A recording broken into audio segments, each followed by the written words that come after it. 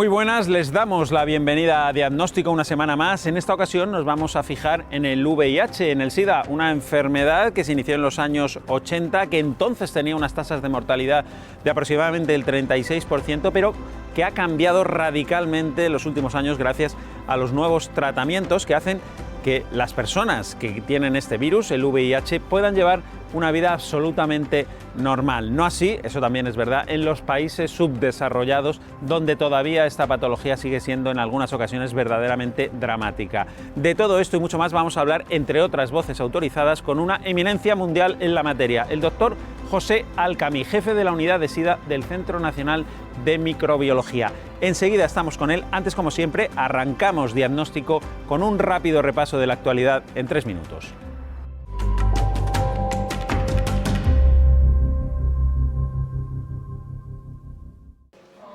La sanidad pública ha comenzado a financiar 2 nuevos tratamientos de inmunoterapia que aumentan la esperanza de vida de forma significativa en casos de cáncer de pulmón, riñón y melanoma. Estos nuevos tratamientos, que a partir de ahora financia la Seguridad Social, han demostrado en ensayos clínicos que aumentan la tasa de supervivencia global de los pacientes. De hecho, reduce el riesgo de muerte más de un 30% frente a la quimioterapia en el caso del cáncer de pulmón. También ha logrado que un 43% de los pacientes con cáncer renal avanzado, con intermedio o mal pronóstico, sigan vivos a los 5 años. Y hay más. En concreto, en los tumores de pulmón, se cree que fortalecerá la memoria inmune del paciente y que los resultados a largo plazo serán aún mejores. Porque una de las hipótesis con esta doble inmunoterapia es que seamos particularmente eficaces en impulsar la memoria inmune y, por tanto, pudiera tener particular efecto en el número de supervivientes a largo plazo. 1 de cada 3 envases de medicamentos es ahora más ecológico que en 2001, gracias, entre otras cosas, a la iniciativa SIGRE de Farmaindustria, que ha conseguido que más de 330 compañías farmacéuticas implanten un sistema de gestión que permite cerrar el ciclo de vida de los medicamentos y sus envases mediante el aprovechamiento de los residuos generados y la minimización de su impacto ambiental. Así, por ejemplo, los fabricantes de medicamentos aplican medidas de ecodiseño en sus embalajes, lo que ahorra cada año más de 150 toneladas de materias primas. Los españoles son los europeos que consideran tener mejor salud tras casi 2 años de pandemia. El 66% cree que su actual estado de salud física es bueno o muy bueno y el 54% valora de igual forma su salud mental, aunque señala los problemas psicológicos como la principal consecuencia de la epidemia de COVID. Es lo que refleja una encuesta elaborada por Merck y GAT3 tras entrevistar a 6.000 personas de entre 18 y 65 años en 10 países de la Unión Europea. Un dato relevante que arroja el estudio es que 26 de cada 100 europeos ha desarrollado temor al contacto físico con otras personas y el 23% de los jóvenes ha necesitado ayuda psicológica.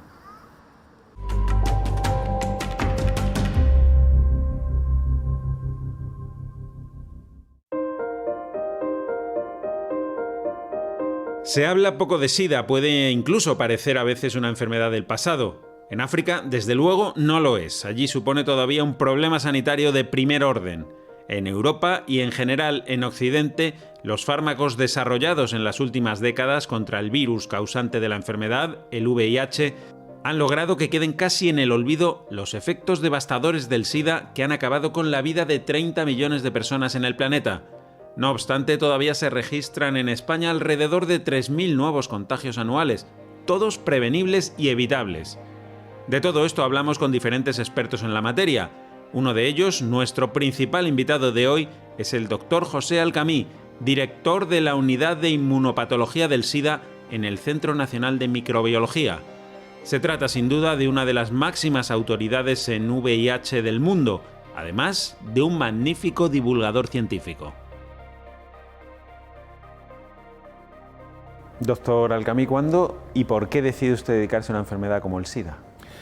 A mí me pilló al principio, ¿no? Yo en el año 1981 era un joven residente de medicina interna del Hospital 12 de Octubre y a partir del año 1983 empezamos a ver unos pacientes jóvenes, normalmente adictos a drogas intravenosas, que ocupaban las camas de medicina interna y que morían sin que pudiéramos hacer nada por ellos, ¿no?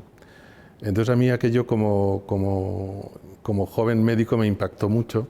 También a mí me gustaba mucho la inmunología y en aquella época hacía un trabajo en el laboratorio de inmunología y de alguna manera yo veía a los pacientes en las guardias o por las mañanas y por las tardes en inmunología veía sus células destruidas, ¿no? Y entonces, bueno, pensé que dentro de la inmunología quizás sería la enfermedad que merecía la pena estudiar. Y en un momento dado yo creo que pensé que la solución no vendría tanto de la medicina clínica como de la investigación. Y es por eso porque, digamos, me transformé en un investigador, me fui al Instituto Pasteur y empecé a trabajar muy en profundidad sobre esta nueva enfermedad. Claro, una enfermedad que además los pronósticos en aquella época eran terribles. Era horroroso porque era una sentencia de muerte. Entonces, claro, cuando nosotros diagnosticábamos de infección VIH-Sida ya, porque ingresaban en el hospital, claro, toda la familia, el entorno, la pareja, los hijos, ¿no? De pronto el diagnóstico se transformaba en un diagnóstico familiar, ¿no? Había que testar a los niños, a la pareja. Era un drama, era algo terrorífico. Porque ¿qué es lo que causa la muerte, la mortalidad en el SIDA? ¿Qué es lo que causa? ¿Es el propio virus? ¿Son las enfermedades que se desarrollan como consecuencia de la supresión del sistema inmunitario? ¿Qué es? No, el virus no mata. El virus lo que hace es destruir el sistema inmunitario y al destruir el sistema inmunitario nos hacemos susceptibles a un gran número de enfermedades, sobre todo infecciosas, pero también a tumores. Hay cánceres específicos debido a que al bajar tanto la inmunidad nuestro organismo no logra controlarlo. Porque esa es la principal característica, ¿no? O sea, cómo afecta el virus al organismo es destruyendo su sistema inmunitario. Exactamente. Destruye la vigilancia inmunológica y entonces somos mucho más susceptibles a infecciones de todo tipo. Infecciones a las que habitualmente no sufrimos, por eso se llaman oportunistas, porque aprovechan la oportunidad de que el sistema está destruido. Entonces son infecciones terribles, por eso son infecciones por otros virus, como el citomegalovirus, que dejaba ciegos a nuestros pacientes. El mensaje más importante y quizás para muchos aún sorprendente que se puede dar al hablar del virus VIH es que hoy día cualquier paciente que esté bajo tratamiento médico puede tener una vida por completo normal, incluidas las relaciones sexuales sin protección, ya que no va a haber posibilidad alguna de que contagie a nadie. Y es que hoy por hoy una persona que tiene infección VIH, si está en tratamiento y tiene el virus controlado, es decir, con una carga viral, que es la cantidad de virus que hay en sangre, indetectable, esta infección no se transmite ni por vía sexual ni por vía sanguínea. Es un concepto que deberíamos recalcar mucho más, porque incluso los propios personas que tienen infección VIH no lo tienen claro, y es que hoy por hoy un carga viral indetectable es un virus intransmisible, no se transmite la infección VIH. Y vas a poder llevar una vida sexual perfectamente normal, vas a poder tener hijos de la manera natural, vas a poder dejar embarazada a tu pareja de la manera natural, sin usar preservativo, y esa persona no se va a infectar. Entonces, este es el gran avance, pienso yo, para las personas que tenemos VIH. Lo cierto es que todavía hoy día existe cierta confusión sobre cómo se transmite el virus del SIDA. Parece mentira, pero aún hay quien no daría un beso o un abrazo ni compartiría un vaso con alguien infectado por el VIH. Así que conviene aclarar que las únicas vías de transmisión posibles son la sexual, la sanguínea, la transmisión materno-infantil durante el embarazo y a través de la leche materna. No hay más. En los primeros momentos, a comienzos de los años 80, en España muchas personas se contagiaron por la vía sanguínea, principalmente por el uso compartido de jeringuillas entre drogadictos. Eso hoy día es residual, como también lo es la transmisión de madre a hijo. Así que la gran mayoría de los nuevos contagios se producen por vía sexual en grupos con prácticas de riesgo o grupos vulnerables, sobre todo en hombres que tienen sexo con hombres. Más de un 51% de los nuevos diagnósticos se dan en hombres que tienen sexo con hombres, con gays y bisexuales. Esto es un dato clarísimo. El perfil de la persona recién diagnosticada en España en un 85% sería la de un hombre. El grupo de los hombres que tienen sexo con hombres es un grupo muy informado porque ha sido el centro de la pandemia durante muchos años, pero estas nuevas infecciones en una chica heterosexual de 17 años, pues a esa chica sí le va a producir mucho más daño porque la sociedad en la parte heterosexual no está tan informada y va a ejercer una mayor estigmatización sobre esas personas. Para esas poblaciones con prácticas sexuales de riesgo existe ya una medicación preventiva, la PrEP, profilaxis preexposición, financiada por la sanidad pública, que puede hacer bajar de una forma radical los contagios. Tomar, para decirlo de una forma sencilla, una pastilla que previene el VIH antes de tener relaciones sexuales y tenemos un claro ejemplo. Ya hace año y medio que en España se aprobó la utilización de la profilaxis preexposición. A partir de ahí fue el momento de que las comunidades autónomas lo implantaran y ahora mismo tenemos 4 comunidades autónomas que ni siquiera lo han puesto en marcha. Es decir, Canarias, Baleares, Castilla-La Mancha y Asturias. Hay muy poco efecto secundario, pero tienen que tener un seguimiento y bueno, en los ensayos clínicos disminuye, eso está demostrado, hasta más de un 90% la probabilidad de adquirir la infección por VIH. Aunque queda mucho terreno por avanzar, hoy día en Occidente ya es posible vivir bien con el virus del VIH, sin miedo a contagiar a nadie y sin miedo a contagiarse, incluso en colectivos con prácticas de riesgo. Y remontándonos al origen también, bueno, ha habido mucha desinformación al respecto. Yo diría que hasta leyendas urbanas sobre el origen, ¿no?, del SIDA. Sí. ¿Cuál es? ¿Ahora mismo se ha determinado o no? Sí, está perfectamente determinado. Ha costado años encontrarlo, pero está perfectamente determinado. Es una zoonosis, es un salto de una especie a otra. En el caso del virus del SIDA está perfectamente identificado. La especie de donde viene es el chimpancé. Y el salto se produce en los años 20 y sabemos dónde también, se produce en la frontera entre Camerún y el Congo, ¿no? Entonces allí se produjo ese salto de un chimpancé a un hombre. Hubo solo un salto, ahí hubo un paciente cero realmente, y ese paciente luego migra a lo que era la antigua capital del Congo belga, Leopoldville, ¿no?, que hoy es Kinshasa, y la enfermedad se empieza a expandir por la cuenca del Congo, el resto de África, y con la descolonización de África, los, digamos, colonos o los expertos que vivían allí, los europeos, los americanos, vuelven a sus países, algunos van infectados y transportan el virus del SIDA primero a Puerto Rico, y de allí a Estados Unidos y ya a Europa, ¿no? Entonces está perfectamente trazado el origen y el mapa de diseminación. Claro, porque si hay una enfermedad que se ha estudiado mucho, en otras se puede decir, bueno, no se ha investigado, no se ha invertido lo suficiente. En el SIDA sí se ha investigado mucho, ¿no? Pero no se ha logrado desarrollar una vacuna. ¿Por qué? Sí, es la infección por VIH supuso también un impacto social muy importante en la época, en los años 80. En África fue devastadora y ha habido mucha inversión, pero nos quedan 2 asignaturas pendientes. Una es conseguir una vacuna, la otra es curar a los pacientes, es decir, que no tengan que tomar la medicación toda la vida. ¿Por qué no tenemos una vacuna? Porque es un virus frente al cual nuestro sistema inmunológico no tiene defensa, no tiene una defensa eficaz, no produce anticuerpos eficaces que permitan bloquearlo, no produce células eficaces que permitan destruirlo. Y entonces es muy difícil porque las vacunas lo que hacen es emular, copiar lo que hace nuestra respuesta inmune. Si la respuesta inmune no puede, generar una vacuna es un ejercicio de hacer algo nuevo, enseñar al sistema inmune algo para lo que no está preparado. Y por eso es tan difícil conseguir una vacuna frente al virus del SIDA. Claro, en cambio, tratamientos sí se ha avanzado muchísimo, ¿no? De hecho, antes era un cóctel de medicamentos, ahora es una pastilla diaria. Pero ¿en qué se centran estos tratamientos? ¿En tratar las enfermedades que aparecen como consecuencia de la acción del virus? ¿En intentar, diríamos, limitar los efectos del virus? ¿Cómo son estos tratamientos? Los tratamientos son antivirales directos. Es decir, lo que persiguen es impedir que el virus se multiplique, porque al multiplicarse es cuando destruye el sistema inmune. Si nosotros tratamos a los pacientes antes de que esa destrucción se haya producido, el virus queda frenado, el sistema inmune se recupera, ¿no? Con lo cual tenemos una manera de control de la enfermedad. Incluso, aunque el paciente se diagnostique en un estadio tardío, cuando ya su sistema inmune está muy destruido, una de las cosas que aprendimos con esta enfermedad es que el sistema inmunológico es capaz de recuperarse mucho más de lo que pensábamos. Y pacientes con sistemas inmunes muy deteriorados, con el tratamiento, si paramos al virus, logramos que ese sistema se recupere.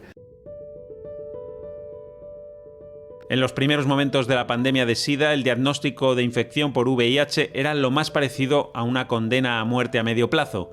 Se investigó mucho, se invirtieron decenas de miles de millones de dólares y el resultado llegó. En los primeros inicios, que eran tratamientos pues a lo mejor con un fármaco o 2 fármacos, eran muchas pastillas, eran fármacos que la eficacia era relativamente era baja, con mucha toxicidad, tenían muchos efectos secundarios. O sea, había que recordar que muchas personas en los años finales de los 80, primeros de los 90, pues llegaban a tomar a lo mejor hasta 10, 12 comprimidos diarios, que a veces tenían que separar de las comidas, a veces beber más de 2-3 litros de agua. O sea, era muy complicado hacer ese tratamiento. A comienzos de los años 90 las cosas cambiaron de golpe con la aparición de los fármacos conocidos como inhibidores de la proteasa, unos antivirales eficaces contra el VIH.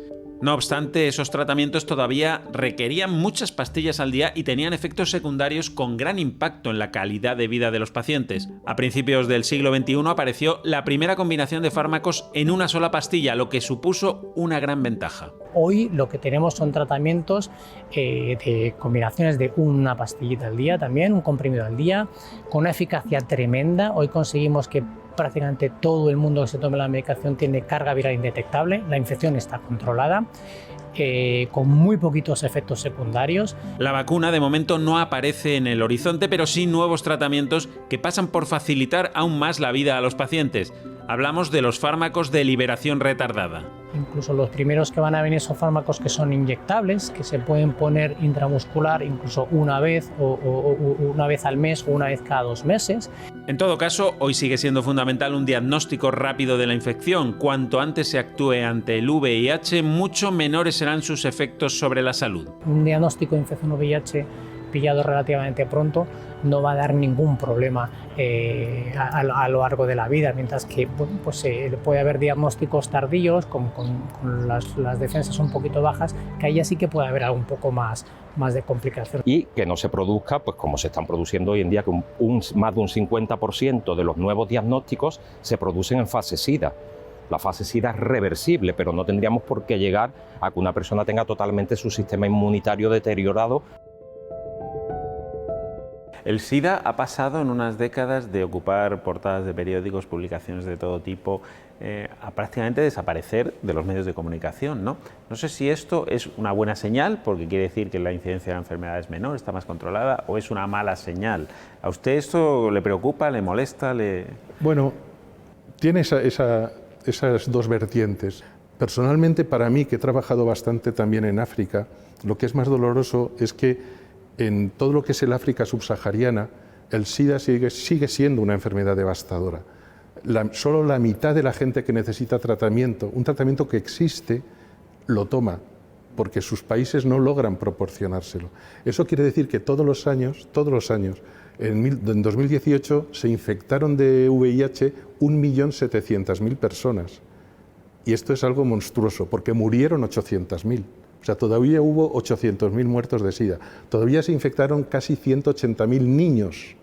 O sea, se infectaron 180.000 niños, cuando basta una semana de tratamiento de la madre en el embarazo para impedir que se infecten. Y murieron casi 100.000 niños. Es decir, yo creo que son cifras intolerables. El SIDA sigue siendo hoy día una epidemia en muchas partes del mundo. No en Occidente, no en los países más ricos, pero sí en los subdesarrollados, especialmente en el África subsahariana. Si tenemos en cuenta ahora mismo la pandemia de la COVID-19, es muy significativo que cuando la gente habla de pandemias anteriores, normalmente se retrotraen a la mal llamada gripe española y no se acuerdan que hay una pandemia en la actualidad en el mundo que ya ha supuesto 30 millones de fallecidos, lamentablemente, 40 millones de personas infectadas y 700.000 personas en el mundo que se infectan al año. A pesar de eso, los expertos aspiran a la erradicación de la enfermedad. De hecho, es uno de los objetivos que se ha marcado ONU-SIDA para el año 2030. No queda mucho tiempo y parece complicado alcanzarlo para esa fecha. En todo caso, hay que perseverar en ese camino y eso pasa, entre otras cosas, por dar más información a la sociedad. Sigue existiendo muchísima desinformación sobre el tema. La persona que viene a realizarse las pruebas a nuestra ONG, por ejemplo, y se le da un positivo en VIH, esta persona le pilla todo como de nuevo. O sea, hay que empezar a...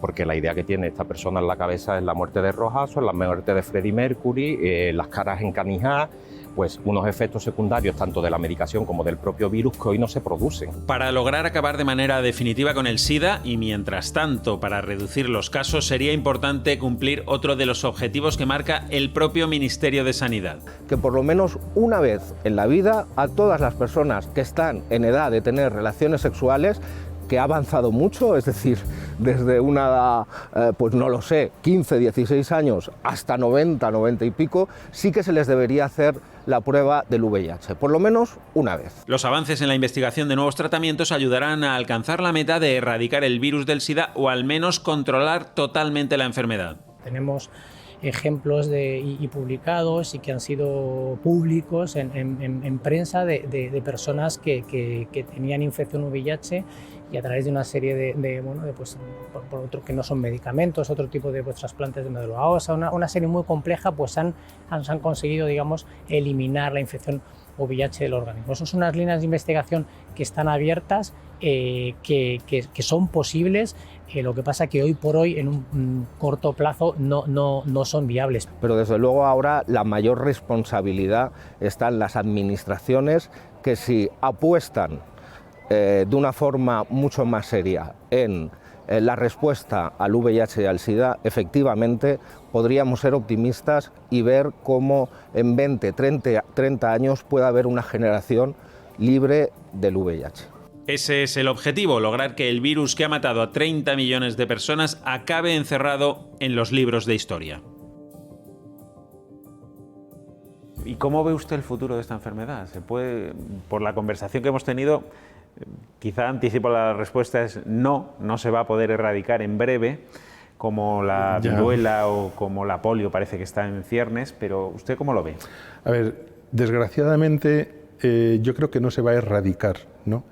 Pero se podría controlar ya, con las herramientas y el tratamiento que tenemos, la podríamos controlar en todo el mundo. Y con un poco más de hincapié y de mentalización de la población, podríamos impedir la transmisión a nuevos casos. Con lo cual llegaríamos primero a una meseta de casos y luego a un lento declive y, por supuesto, a un número de muertos muy poco, de un número muy escaso de muertes, ¿no? Que eso es lo más importante. Es decir, en la práctica, desde el punto de vista médico, es posible hacer desaparecer el SIDA. No podemos hacer desaparecer el VIH, pero como médico, para mí sería maravilloso haber visto nacer una enfermedad, ver el progreso y la lucha contra esa enfermedad y haber contribuido mínimamente a eso, y ver que esa enfermedad se controla y nadie muere de SIDA. Y eso es posible. Erradicar el virus es otra historia. La erradicación definitiva del virus parece complicada, pero no la reducción a cero de los nuevos casos de SIDA. Ese es un objetivo alcanzable, desde luego en Occidente, si se aplican los tratamientos existentes tanto para infectados como para grupos de riesgo. Es cuestión probablemente de dinero, de información y de implicación de las administraciones públicas.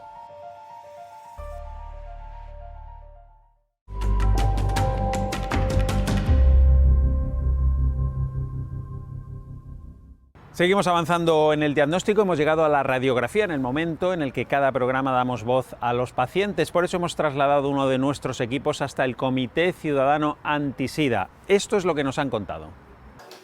Su papel sigue siendo el mismo que cuando empezaron hace más de 25 años. Vienen personas que tienen VIH y que a lo mejor acaban de ser diagnosticadas y necesitan un apoyo más psicológico, ¿no?, para afrontar ese diagnóstico. Pero también vienen personas que llevan tiempo ya con el VIH y necesitan otro tipo de apoyos, como asistencia social, apoyo en ayudas de emergencia, un poco todo eso. También el entorno próximo. Pero también vienen personas que no tienen VIH y que necesitan pues información, pues un poco la labor de prevención, ¿no?, de la infección. Porque en pleno siglo XXI, cuando a una persona se le diagnostica VIH, su pensamiento es claro: voy a morir. En general, casi todos nos comentan que piensan que se van a morir. A medida que también reciben esa información de que esto pues no no es una sentencia de muerte, sino que se enfrentan a una enfermedad crónica y se le va explicando y se van un poco aceptando pues cómo va a ser su vida ahora, ¿no? Por eso este comité incide en el apoyo psicológico a sus pacientes, también a sus familias. Trabajamos con cita y hay pues apoyo psicológico, como te digo, hay preguntas de todo tipo, apoyo en la medicación, en la adherencia al tratamiento, para conocer otros recursos que puedan necesitar, ayudas de emergencia, que esta situación también está provocando precisamente eso, ¿no? Que se necesite más. Y es que el SIDA sigue siendo una enfermedad con muchos prejuicios. Parece obsoleta, antigua, pero continúa estando muy presente entre la sociedad. La realidad es que todavía hay personas que se siguen infectando en todo el mundo, no solo en Zamora, de VIH, y personas jóvenes, y está vigente, no hay una cura para esta infección. La gente parece que lo ve como algo lejano, pero claro, es el día a día. En nuestro caso, que estamos con ello, pues evidentemente lo vemos. Comité Ciudadano Antisida, una asociación que busca dar visibilidad a esta enfermedad que parece, dicen, la pandemia más olvidada.